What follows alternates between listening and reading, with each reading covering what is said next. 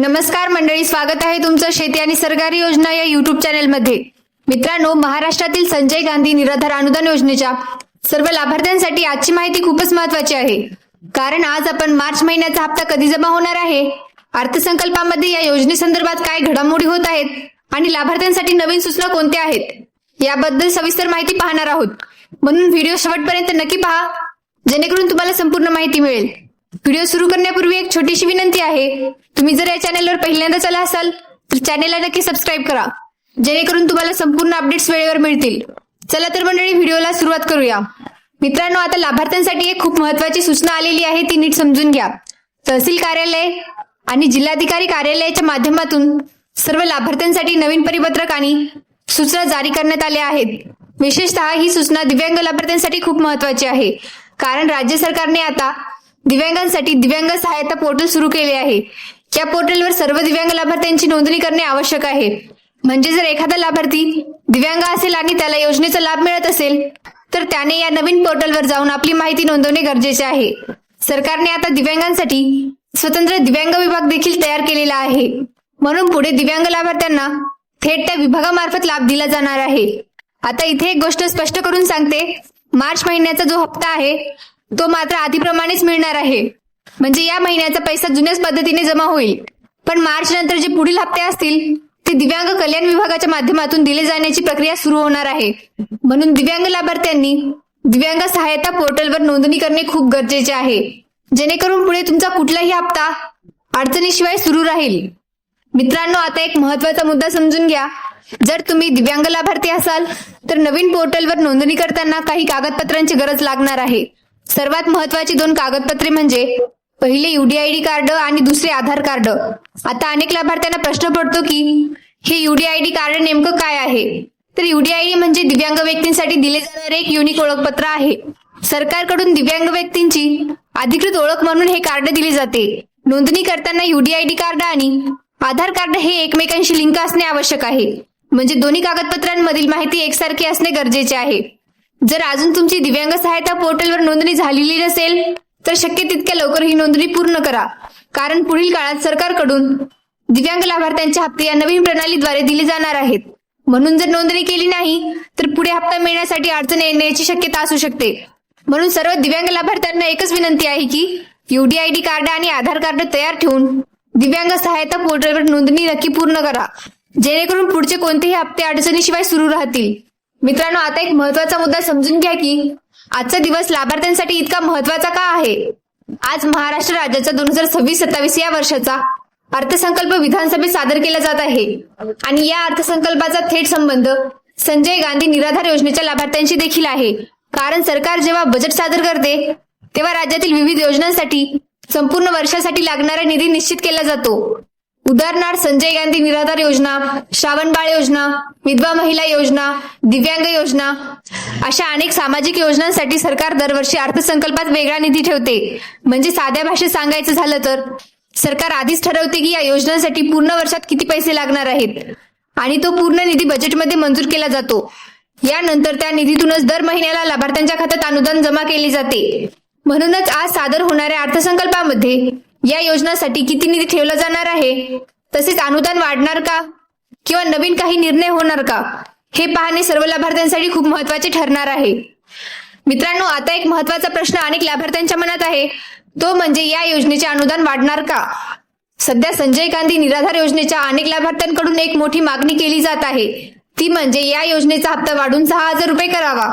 कारण अनेक लाभार्थी असे सांगत आहेत की सध्याच्या महागाईच्या परिस्थितीत मिळणारे अनुदान पुरेसे नाही, त्यामुळे हप्ता वाढवण्याची मागणी सरकारकडे करण्यात येत आहे। म्हणून आता सर्वांचे लक्ष आज सादर होणाऱ्या राज्याच्या अर्थसंकल्पाकडे लागलेले आहे, कारण सरकारने जर या योजनेसाठी अधिक निधी मंजूर केला तर पुढे अनुदान वाढण्याची शक्यता निर्माण होऊ शकते। म्हणजे साध्या भाषेत सांगायचं झालं तर बजेटमध्ये जर सरकारने या योजनेसाठी जास्त निधी ठेवला तर पुढे लाभार्थ्यांना मिळणाऱ्या अनुदानामध्ये वाढ होण्याचा निर्णय घेतला जाऊ शकतो। पण सध्या तरी याबाबत अधिकृत घोषणा झालेली नाही। बजेट पूर्णपणे सादर झाल्यानंतरच सरकारकडून अनुदान वाढणार की नाही याबाबत स्पष्ट माहिती समोर येईल। म्हणूनच सर्व लाभार्थ्यांचे लक्ष आता या बजेटमधील निर्णयाकडे लागलेले आहे। मित्रांनो, आता सर्वात महत्त्वाचा प्रश्न समजून घेऊया, तो म्हणजे मार्च महिन्याचा हप्ता नेमका कधी मिळणार। कारण अनेक लाभार्थी सतत विचारत आहेत की मार्च महिन्याचे पैसे अजून खात्यात का आले नाहीत.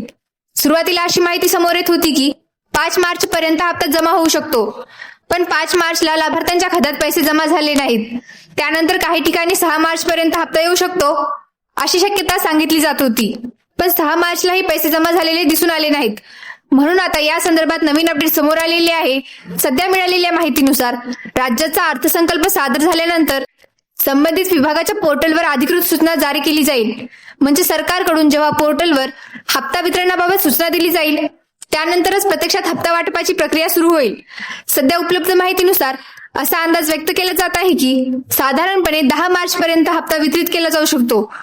म्हणजेच 10 तारखेच्या आसपास लाभार्थ्यांच्या बँक खात्यात पैसे जमा होण्याची शक्यता आहे. परंतु अचूक तारीख ही सरकारकडून अधिकृत सूचना आल्यानंतरच निश्चित होईल.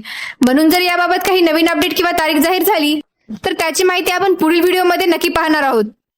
मित्रांनो, तुम्हाला माहिती असेल की सध्या महाराष्ट्राच्या विधानसभेत अर्थसंकल्पीय अधिवेशन सुरू आहे. या अधिवेशनामध्ये राज्यातील आमदार म्हणजेच MLA वेगवेगळ्या योजनांबद्दल चर्चा करतात आणि लाभार्थ्यांच्या अडचणी सरकारसमोर मांडतात. संजय गांधी निराधार योजनेच्या लाभार्थ्यांबाबत देखील काही आमदारांनी अनुदान वाढवण्याची मागणी सरकारसमोर मांडलेली आहे. म्हणूनच आता या मागणीवर सरकार काय निर्णय घेते ते पाहणे महत्त्वाचे ठरणार आहे.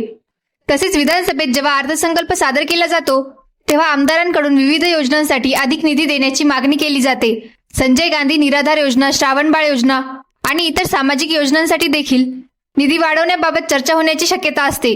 जर आमदारांकडून या योजनेबाबत जोरदार मागणी झाली तर पुढे सरकार या योजनेच्या अनुदानामध्ये वाढ करण्याबाबत निर्णय घेऊ शकते. मित्रांनो, आता शेवटी या संपूर्ण अपडेटचा थोडक्यात आणि स्पष्ट निष्कर्ष समजून घेऊया. सध्या उपलब्ध माहितीनुसार मार्च महिन्याचा हप्ता अजूनपर्यंत लाभार्थ्यांच्या खात्यात जमा झालेला नाही. म्हणजेच 5 मार्च आणि 6 मार्च या तारखांना हप्ता जमा होण्याची शक्यता सांगितली जात होती, परंतु त्या दिवशी पैसे खात्यात आलेले नाहीत. आता पुढे काय होणार हे समजून घ्या. सध्या अशी माहिती समोर येत आहे की राज्याचा अर्थसंकल्प सादर झाल्यानंतर संबंधित विभागाकडून नवीन सूचना जारी केली जाईल. जेव्हा पोर्टलवर किंवा विभागाकडून हप्ता वितरणाबाबत अधिकृत सूचना दिली जाईल त्यानंतरच हप्ता वाटपाची प्रक्रिया सुरू होणार आहे. म्हणजे साध्या भाषेत सांगायचं झालं तर आधी अधिकृत आदेश किंवा सूचना येईल आणि त्यानंतरच लाभार्थ्यांच्या खात्यात पैसे जमा होण्यास सुरुवात होईल. सध्या मिळालेल्या माहितीनुसार अंदाजे 10 मार्च पर्यंत हप्ता वितरित होऊ शकतो अशी शक्यता व्यक्त केली जात आहे. म्हणजेच 10 मार्चच्या आसपास लाभार्थ्यांच्या खात्यात पैसे जमा होण्याची शक्यता आहे. परंतु अचूक ही तारीख सरकारकडून अधिकृत घोषणा झाल्यानंतरच निश्चित होणार आहे. मित्रांनो, अशाच प्रकारच्या शेतीविषयक आणि सरकारी योजनांच्या अचूक व विश्वासार्ह अपडेटसाठी आपल्या शेती आणि सरकारी योजना या YouTube चॅनेलला नक्की सबस्क्राईब करा. कारण या चॅनेलवर आपण शेती आणि लाभार्थ्यांसाठी महत्त्वाच्या योजना, अनुदान, हप्ते आणि सरकारी निर्णयांची माहिती सतत देत असतो. तसेच तुम्हाला दररोज मोबाईलवर शेती आणि सरकारी योजनांचे अपडेट्स मिळवायचे असतील तर आमचा व्हॉट्सअप ग्रुप देखील नक्की जॉईन करा. व्हॉट्सअप ग्रुपची लिंक डिस्क्रिप्शन मध्ये दिलेली आहे. त्या लिंकवर क्लिक करून तुम्ही थेट आमच्या व्हॉट्सअप ग्रुपमध्ये जॉईन होऊ शकता आणि या अपडेट बद्दल तुमचे मत कमेंटमध्ये नक्की कळवा. धन्यवाद. भेटूया पुढील नवीन अपडेटसह. जय हिंद, जय महाराष्ट्र.